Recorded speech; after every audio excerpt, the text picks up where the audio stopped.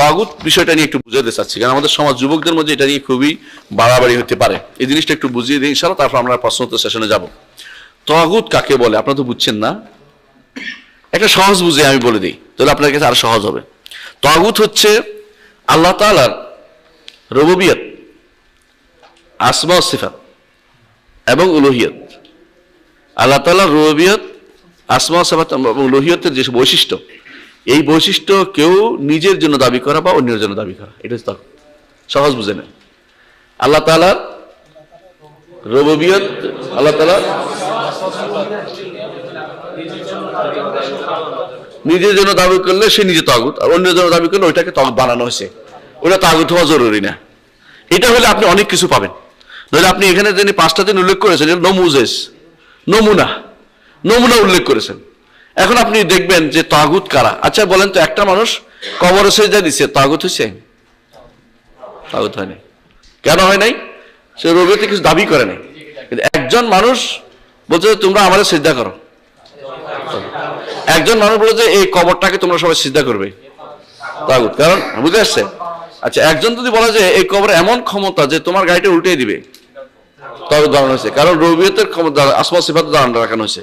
ঠিক রুবুবিয়ত, আসমা সিফাত এবং উলুহিয়তের যে কোনো বৈশিষ্ট্য যদি কেউ নিজের জন্য দাবি করে, সে নিজে তাগুত হয়ে যাবে। আর যদি অন্যের জন্য দাবি করা হয় তাহলে সে অন্যকে তাগুত বানালো, অন্যকে তাগুত বানালো। বুঝে আসছে?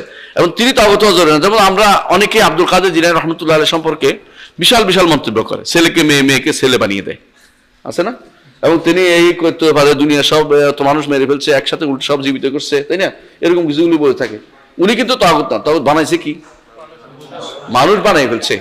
কারণ এগুলি রুবুবিয়তের কাজ, এগুলি ব্যক্তি বিশেষের কাজ হতে পারে না, এগুলি ব্যক্তি বিশেষের কাজ। বুঝে আসছে?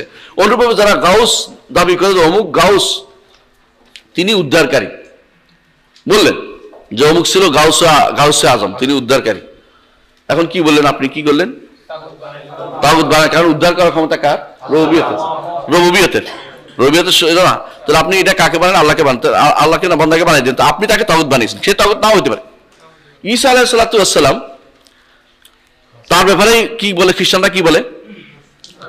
তিনি হিসাব করবেন, হিসাব নিকাশ করবেন হাসরের দিন, তিনি এই করবেন, সে করবেন, তিনি সবকিছু। তারা তাকে তাগুত বানিয়েছে, কিন্তু ঈসা আলাইহিস সালাম তাগুত নন। বুঝে আসছে?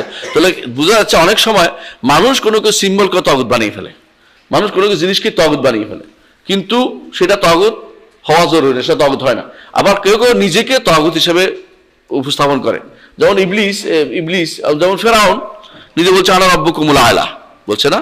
সে তাগুত, কোনো সন্দেহ নেই। ঠিক ওই ব্যক্তি নমরুদ, সেও তাগুত। কেন? সে বলছে আনা ওয়াহি ওয়া উমিত, হায়াত মৃত্যু দেওয়ার মালিক কে? আল্লাহ। তাহলে যে কেউ আল্লাহর রুবুবিয়তের কোনো কিছু, যে কেউ আল্লাহর আসমা সিফাতের কোনো কিছু, যে কেউ আল্লাহর উবুদিয়ত, দাসত্ব পাওয়ার কোনো কিছু, কোনো আরকানুল আশা আজকে যেগুলো ইবাদতের কেউ দাবি করবে, সে ব্যক্তি কি হয়ে যাবে? তাগুত হয়ে যাবে। নিজের জন্য করলে নিজে তাগুত, অন্যের জন্য করলে অন্যটাকে তাগুত বানানো হয়েছে। বুঝে আসছে কথাটা? তো তাগুতের বিষয়টা খেয়াল রাখবেন। তাহলে আমরা একটা কথা বলি একটু। কেউ ধরেন একটা শিরিক করলো, সে মুশরিক কি? সব মুশরিক কি তাগুত? সব মুশরিক তাগুত না। বুঝে আসছে কথাটা? সব মুশরিক তাগুত। আবার সব তাগুত হয়ে গেছে, ওইটাও কিন্তু মুশরিক হওয়া জরুরি না। যে আব্দুল কাদের জিলানী, তিনি তো মুশরিক না, কিন্তু মানুষ তাগুত বানাই ফেলছে। একটা কবর, এটা একটা সিম্বল তাগুত হতে পারে। যদি কোনো একটা মানুষ শিরকের জন্য একটা সবাই আসে সিজদা করতেছে, এরকম আছে না? আপনাদের অনেক দরবার আছে এরকম, তো সিজদা করতেছে, তো এগুলি কি তাগুত হয়ে গেছে? কিন্তু এইগুলি ব্যক্তিটা কিন্তু তাগুত না, ভিতরেরটা। হ্যাঁ, কিন্তু ওইটাকে আপনি এই জন্য তাগুত এবং শিরক এবং কুফরের মধ্যে পার্থক্যটা খুবই জরুরি জিনিস। তাগুত তো সীমা লঙ্ঘন করে, মানে বান্দার সীমাটা লঙ্ঘন করে। ইবনে কাইয়িম যেটা বলেছেন, বান্দার সীমা হচ্ছে আবদ থাকা। আপনি এটাকে মাবুদ বানাই ফেলেন, আব থেকে উল্টে মাবুদ বানাই ফেলেন। বান্দার সীমা হচ্ছে আনুগত্য করা। আপনি আনুগত্য করতে করতে আল্লাহ আনুগত্যের দিকে নিয়ে গেছেন, ওদিকে নিয়ে গেছেন। আবার বান্দার সীমা হচ্ছে যে তার অনুসরণ করা। অনুসরণ করতে করতে আপনি বান্দার অনুসরণের সীমা লঙ্ঘন করে আল্লাহর অনুসরণ যে করতে জায়গা করতে সেখানে করে ফেললেন, এই বান্দার অনুসরণ সে জায়গা করলেন। তখন আপনি সীমা লঙ্ঘনটা হচ্ছে মূল কথা। তো সীমা লঙ্ঘনটা জায়গাটা নির্ধারণ করতে হবে, সেটা কোথা? রুবুবিয়তে, আসমা সিফাতে অথবা উলুহিয়তে যদি কোনো কিছু এলিমেন্ট চলে আসে, তখন সেটা তাগুত হয়ে যাবে, এই জন্য তাগুত এবং শিরক মুশরিক কাফের মুশরিকদের পার্থক্য আমাদের করতেই হবে। এই জন্য তাগুতের বিষয়গুলো জানা খুবই দরকার। কথায় কথায় অমুক তাগুত বলা যাবে না, যতক্ষণ পর্যন্ত সে নিজে দাবি করছে অথবা নিজে, যেমন অনেকে বলে রাষ্ট্র সরকারকে তাগুত বলতে থাকে সারাক্ষণ। ওনারা কেউ দাবি করে, কেউ আল্লাহ দাবি করে, কেউ আল্লাহর কোনো হুকুম বলে আমি এটা করি বা দাবি করে। যদি কেউ দাবি করে তাগুত হবে, কিন্তু দাবি না করা আপনি যদি তাগুত বলেন তো আপনি কিন্তু একজন মানুষকে ইচ্ছা করে আপনি তাগুত বানাচ্ছেন, কুফরির মধ্যে লিপ্ত করছেন, শিরকের মধ্যে লিপ্ত করছেন। ঠিক না, এটা ঠিক না। তো কথায় কথায় কাউকে তাগুত বলাটি না, আমরা যে তাগুত হয়েছে তাকে তাগুত বলবেন, এতে কোনো সন্দেহ নেই।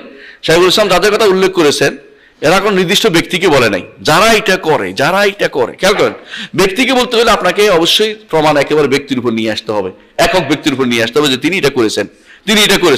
এর আগ পর্যন্ত আপনি আমভাবে সব মানুষকে তাগুত বানিয়ে ফেলবেন ব্যাপকভাবে, এটা কিন্তু ইসলামী শরীয়তের বিধানের অন্তর্ভুক্ত হয় না। এটা আমাদের একটা ভুল ধারণা, মানুষকে শুধু তাগুত বানিয়ে মারামারি হানাহানিতে লিপ্ত হওয়া। কেউ এটা করলো কেন সে তাগুত, কেউ আমাদের এই আকাম করতে দিচ্ছে না কেন, মারামারি করতে দিচ্ছে না কেন সে তাগুত। এগুলি তো বেহুদা কথা। কারণ আপনাকে নিষেধ করার দায়িত্ব আছে বলেই তো আমরা নিষেধ করি যে যুবকদেরকে বিভ্রান্ত করা যাবে না, আমরা এটা নিষেধ করি। কারণ যুবকদের মূল কাজ হচ্ছে ইলম তলব করা, সাথে সাথে এই ইলমটার উদ্দেশ্য হচ্ছে জাহালত দূর করা নিজের থেকে, অন্যদের থেকে, এবং সন্দেহ দূর করা। এটা ইলমের মূল কাজ। এইটা না করে যুবকদেরকে এমন কাজে নিয়ে গেছেন যেটা তাদের কর্তব্যের ভিতরে পড়ে না। তখন আপনি আবার যে বিরোধিতা করছেন তাকে তাগুত বানাই ফেলতেছেন। কি জন্য? মানে একটার উপর একটা বেজ করছেন, বেজের উপর বেজ দেখি কথার দাবি দিয়ে তাগুত বানাই ফেলা, যেহেতু ইবাদত করতে দিচ্ছে অন্য ধর্মের লোকদেরকে, সেহেতু নিশ্চয়ই তিনি সন্তুষ্ট, আর যিনি এই কাজে সন্তুষ্ট, কুফরির কাজে সন্তুষ্ট, তিনি তো তাগুত, সুতরাং তিনি তাগুত। এটা হলো কথার দাবি দিয়ে কাউকে তাগুত বানানো যাবে না। কথা বুঝে আসছে? উনি কেন ওখানে গেছেন? নিশ্চয়ই তিনি সন্তুষ্ট যেখানে বানাচ্ছে। যদি তিনি সন্তুষ্ট হন তাহলে আল্লাহ ইবাদত হচ্ছে আর তিনি সন্তুষ্ট, সুতরাং তিনি তাগুত। এই জাতীয় ওই যে কথার দাবি দিয়ে কাউকে তাগুত বানানো যাবে না, কথার দাবি দিয়ে কাউকে মুশরিক বানানো যাবে না। আমভাবে বলবেন যারা এই কাজটা করবে তারা মুশরিক, এই কাজ করলে তাগুত হইতে পারে, এই কাজ করলে তাগুত হবে। কিন্তু ব্যক্তির উপর আসতে হলে আপনাকে 100% শিওর হতে হবে যে লোকটা আসলেই এই কাজের জন্য এবার এই গুণটা পাওয়ার জন্য উপযুক্ত, নইলে আপনি কিন্তু বড় ধরনের গুণের ভিতরে এবং অপরাধের ভিতরে লিপ্ত হলেন। আমরা কি বুঝাতে পারছি? وقل جاء الحق وزهق الباطل إن الباطل كان زهوقا